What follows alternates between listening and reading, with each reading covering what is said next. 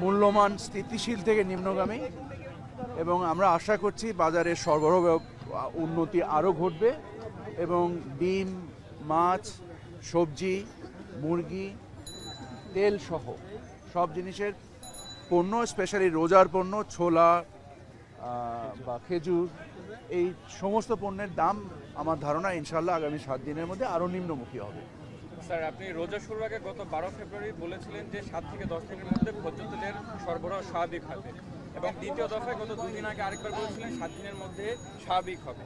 আপনি আপ্রান্ত চেষ্টা করছেন, এবং আজকের তথ্য মতে আমাদের রমজানের চাহিদা 3 লাখ মেট্রিক টন, তারও 90,000 মেট্রিক টন তেল আমদানি করা হয়েছে। বাজারে গিয়ে যখন দেখছি, আমি গত 4 দিনে রাজধানী 4টি বাজার ঘুরেছি, তাদেরকে শর্ত সাপেক্ষে তেলের সাথে অন্যান্য তাদের যে প্রোডাক্ট সেগুলো ধরে দেওয়া হচ্ছে।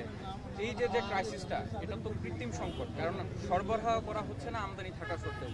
এ বিষয়ে কি সরকার কি যথাযথ পদক্ষেপ নিতে পারছে না, নাকি সিন্ডিকেটের কাছে জিম্মি? আমাদের তেল বাজারে মূলত 4টা কোম্পানি সরবরাহ কার্যক্রম পরিচালিত করে: বসুন্ধরা, সিটি, মেঘনা এবং টিকে গ্রুপ। আপনারা দেখবেন যে তেলের বাজারে আমাদের এই মুহূর্তে তেলের কনজাম্পশন প্রায় 60% হচ্ছে পাম অয়েল। এটা সরকার নির্ধারিত মূল্য থেকে আরও 20-25 টাকা কমে বিক্রি হচ্ছে। সেখানে কোনো সরবরাহের ঘাটতি নেই। সয়াবিন কেন্দ্রিক একটা সরবরাহ ঘাটতি